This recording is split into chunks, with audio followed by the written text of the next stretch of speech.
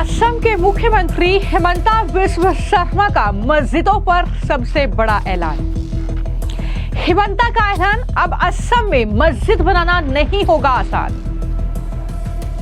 मुस्लिमों को हिमंता की चेतावनी, वैष्णव मठों के पास ना करें मस्जिदों का निर्माण। असम के मुख्यमंत्री हिमंता बिस्वा शर्मा ने एक ऐलान से अल्पसंख्यक समुदाय में खलबली मचा दी है।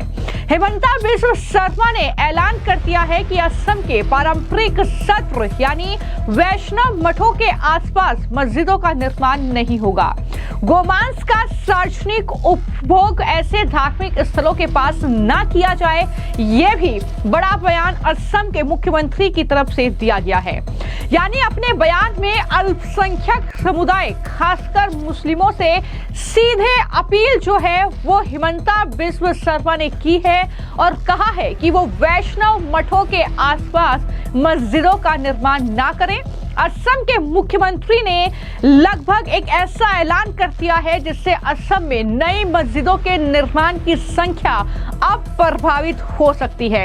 इससे पहले भी हिमंता बिस्वा शर्मा कई बार अल्पसंख्यक समुदाय को चेतावनी दे चुके हैं कि किसी भी तरीके से राज्य में ये सब चीजें करके सामाजिक सौहार्द को खतरे में ना डाला जाए। और एक बार फिर से उन्होंने वही बात दोहराई है। उन्होंने कहा कि सत्र यानी जो वैष्णव मठ है असम में, उसकी सांस्कृतिक और आध्यात्मिक पहचान का प्रतीक है। ये संस्थान श्रीमद शंकर देव द्वारा शुरू किए गए एक शरण धर्म से जुड़े हैं और इनका पूरे राज्य में सामाजिक प्रभाव है। लेकिन हाल ही के कुछ सालों में क्षेत्रों जैसे धुबरी और बरपेटा में सत्र भूमि पर अवैध कब्जा करके पास में मस्जिद का निर्माण करके ऐसे मामले सामने आए हैं जो कि समुदाय को बीच तनाव बढ़ा सकते हैं, तनाव पैदा कर सकते हैं। ये तमाम बड़ी बातें उनकी तरफ से कही गई हैं।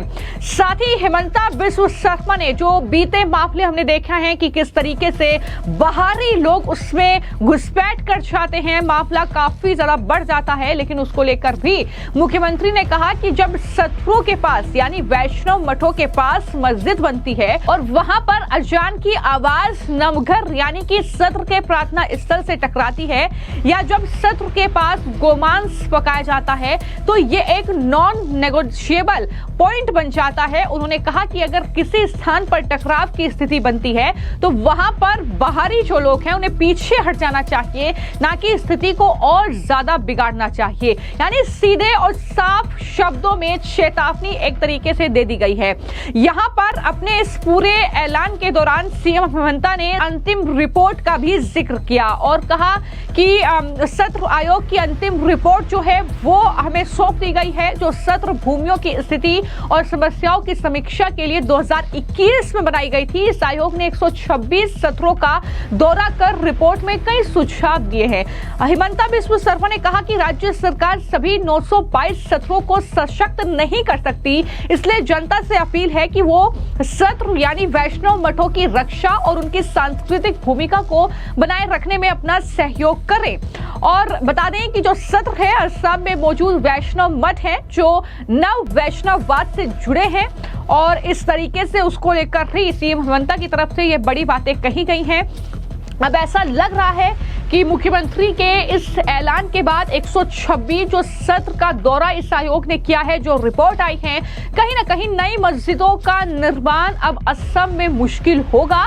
क्योंकि जो तीखा बयान हिमंता बिस्वा शर्मा ने दिया कि असम सरकार धार्मिक स्थलों की पवित्रता बनाए रखने और सामाजिक संतुलन को बरकरार रखने के लिए सख्त कदम उठाने के मूड में है, तो देखना है कि फाइनली इस पर क्या नियम बनता है। लेकिन माना यही जा रहा है कि हिमंता बिस्वा शर्मा के इस तेवर के चलते असम में नई मस्जिदों का निर्माण करना अब जाहिर तौर पर मुश्किल होगा और कहीं ना कहीं 100 बार सोचना होगा कि सरकार किस तरीके का एक्शन ना ले ले।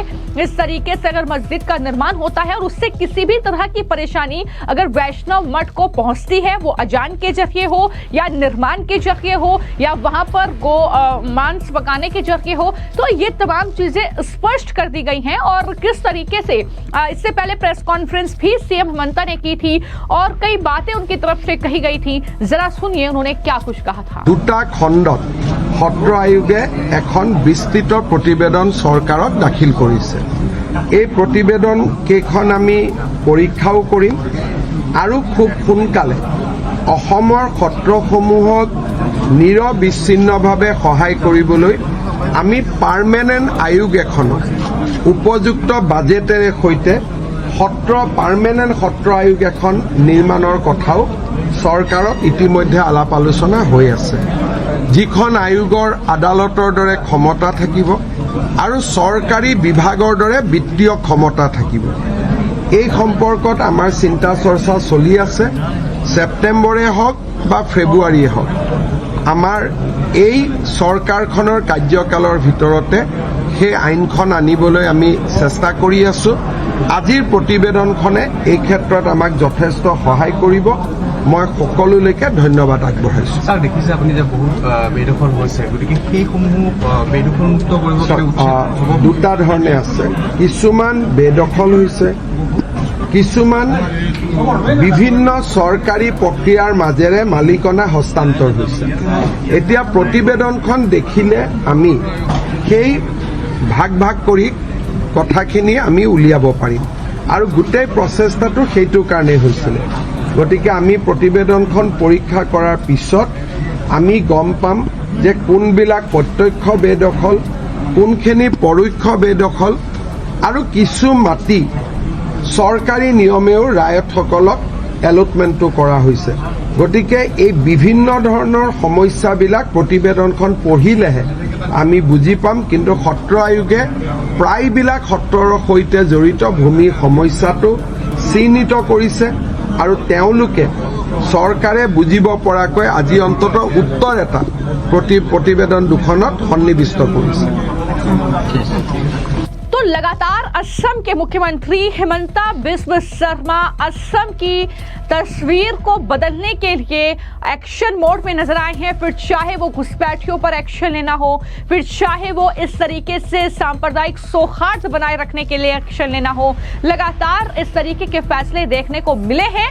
लेकिन ये सिर्फ एक बयान है, एक चेतावनी इसको हम कह सकते हैं। हालांकि ऐसा कोई अभी नियम नहीं बना है, लेकिन जाहिर तौर पर जिस तरीके के तल्ख अंदाज में उन्होंने ये चीज बोली है, उसके बाद जरूर अब नई मस्जिदों का निर्माण असम जैसे राज्य में काफी ज्यादा मुश्किल अल्पसंख्यक समुदाय के लिए होने वाला है। उन्हें यह सोचना होगा कि दूसरे धर्म को इससे कोई दिक्कत ना हो और वैष्णव मठ को खासतौर पर परेशानी ना हो। ये साफ और स्पष्ट शब्दों में असम के मुख्यमंत्री ने कहीं ना कहीं असम में रहने वाले अल्पसंख्यक समुदाय को समझा दिया है।